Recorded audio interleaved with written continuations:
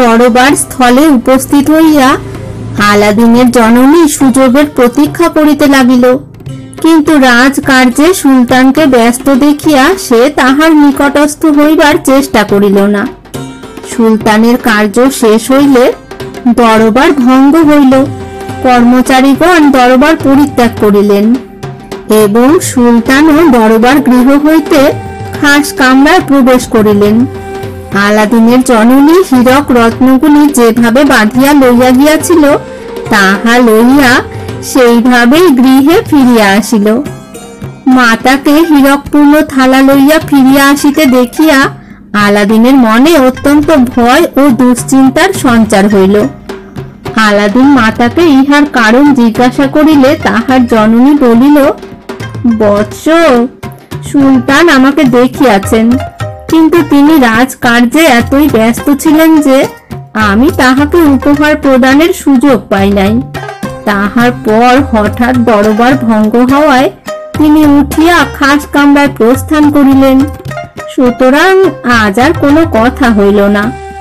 আমি আবার কল্ল যাইব, হয়তো কাল তাহার অবসর হইতে পারে। মাতার কথা শুনিয়া আলাদিনের দুশ্চিন্তা কথঞ্চিত দূর হইল।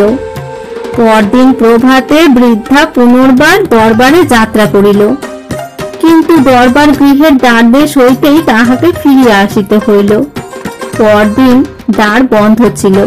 প্রহরীগণের নিকট বৃদ্ধা ইহার কারণ অনুসন্ধানে জানিল উপর্যুপরি 2 দিন দরবার বসে না।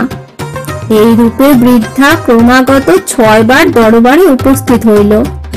সুলতান প্রত্যহই তাহাকে দেখিতে পাইতেন, কিন্তু বৃদ্ধা কোনদিন সুলতানের নিকট উপহার প্রদানের সুযোগ পাইল না। প্রত্যহই সে বিফল মনোরথ হইয়া ফিরিয়া আসিতে লাগিল। আলাদিনের ধৈর্য বিলুপ্ত হইল। একদিন দরবার ভঙ্গে সুলতান খাস কামরায় উপস্থিত হইয়া তাহার প্রধান উজিরকে বলিলেন, দেখো উজির, কয়দিন হইতে দেখিতেছি একটা স্ত্রীলোক আমার দরবারে আসিয়া দাঁড়াইয়া থাকে।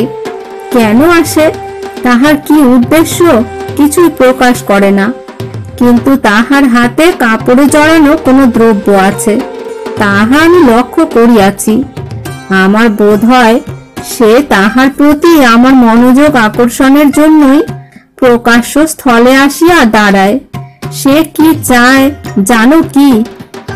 উজির বলিলেন, জাহাপনা, এ মাগি ভারী হারামজাদি, কেবল পরের নামে নালিশ করে।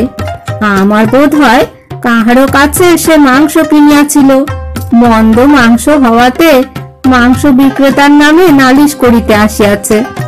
পাত্র সমেত মাংস রুমালে বাঁধিয়া আনিয়াছে। ঠিক ইহা না হইলেও এরকম কিছু হইবে।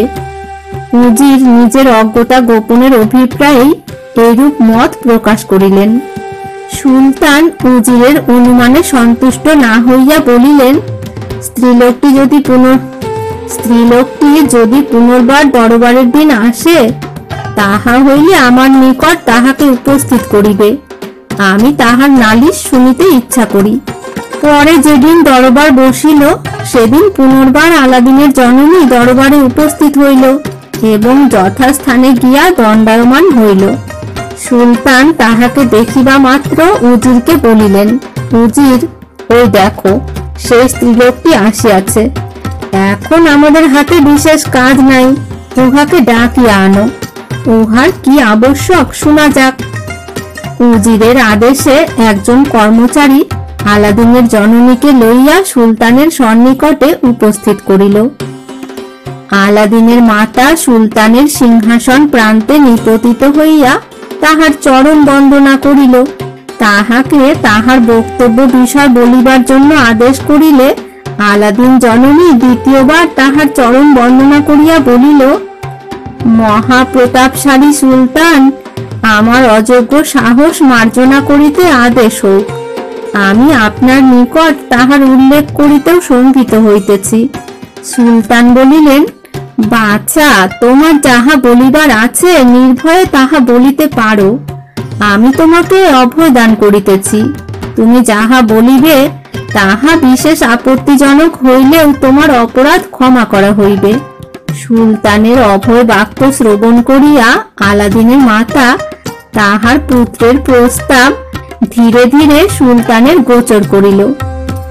আলাদিন কিরূপে সুলতান দুহিতা বদরুল বদরকে দেখিয়াছিল, তাহাকে দেখিবার পর হইতে আলাদিনের মনে কিরূপ চিত্তবিকার উপস্থিত হইয়াছে এবং সে তাহার পুত্রকে এই প্রকার ধৃষ্টতাপূর্ণ সংকল্প হইতে বিচ্যুত করিবার জন্য পুনঃ পুনঃ চেষ্টা করিয়াছে ও তাহার কি ফল হইয়াছে তাহা সমস্তই যথাযথভাবে বর্ণনা করিল এবং পুত্র আলাদিনের জন্য সুলতানের মার্জনা ভিক্ষাও করিল। সুলতান আলাদিনের জননীর সকল কথা ধীরভাবে শ্রবণ করিলেন। তিনি বিন্দুমাত্র ক্রোধ বা বিরাগ প্রকাশ করিলেন না। বৃদ্ধার কথার কোনো উত্তর না দিয়া সুলতান তাহাকে জিজ্ঞাসা করিলেন, তোমার কাপড়ে কি বাধা আছে? আলাদিনের জননী হীরক রত্নাদিপূর্ণ পাত্রটি সুলতানের সিংহাসনের নিচে রাখিয়া আবরণ বস্ত্রখানি উন্মোচন করিল। তাহার পর পাত্রটি অনাবৃত ভাবে সুলতানের সম্মুখে ধরিল। সুলতান সেই সকল সুবৃহৎ সমুজ্জ্বল সুন্দর হীরক রত্নগুলি দেখিয়া কিয়ৎকাল স্তম্ভিত ভাবে বসিয়া রহিলেন। এমন উৎকৃষ্ট ও মহামূল্য রত্ন তিনি জীবনে কখনো দেখেন নাই। অনেকক্ষণ পর্যন্ত তিনি সেই সকল রত্ন পরীক্ষা করিয়া পাত্রটি আলাদিনের মাতার হস্ত হইতে গ্রহণ করিলেন এবং হর্ষে আত্মবিস্মৃত হইয়া আবেগ ভরে বলিয়া উঠিলেন, কি সুন্দর অমূল্য রত্নরাজি! এক একখানি রত্ন এক একটি হীরক হাতে তুলিয়া লইয়া তাহার প্রশংসা করিলেন। তাহার পর তিনি উজিরকে সম্বোধন করিয়া বলিলেন, উজির, এমন অদ্ভুত অমূল্য রত্ন তুমি আর কখনো দেখিয়াছ কি?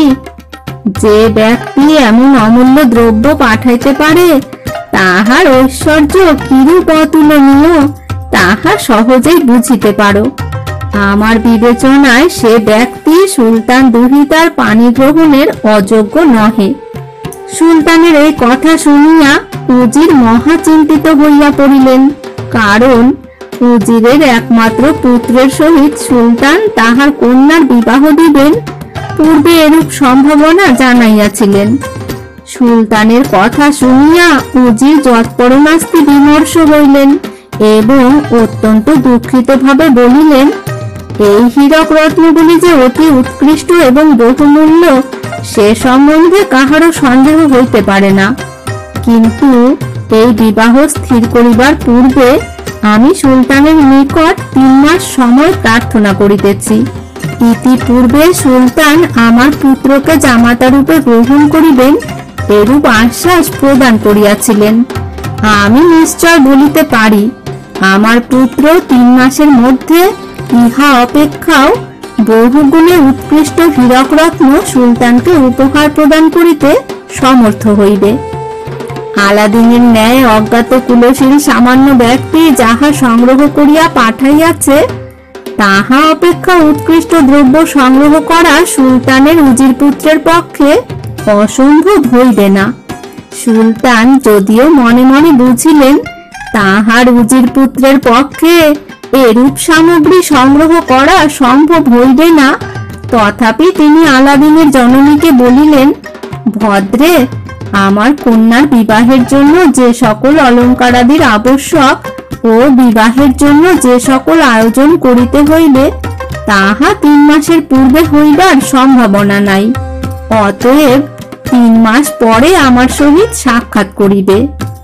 আলাদিনের জননী যে সুলতানের নিকট এরূপ আশ্বাস পাইবে তাহা সে একবারও কল্পনা করে নাই। সুতরাং সে অত্যন্ত প্রফুল্ল চিত্তে সুলতানের দরবার গৃহ হইতে স্বগৃহে প্রত্যাবর্তন করিল এবং আলাদিনকে সকল কথা আদ্যপান্ত জানাইল। আলাদিনও এতখানি অনুকূল উত্তরের প্রত্যাশা করে নাই। সে আপনাকে পৃথিবীর মধ্যে সর্বাপেক্ষা সুখী বলিয়া মনে করিতে লাগিল এবং অত্যন্ত অধীর চিত্তে 3 মাস কাল প্রতীক্ষা করিতে প্রস্তুত হইল। সে বুঝিল সুলতান আর কোনো মতেই তাহার অভিপ্রায় পরিবর্তন করিবেন না।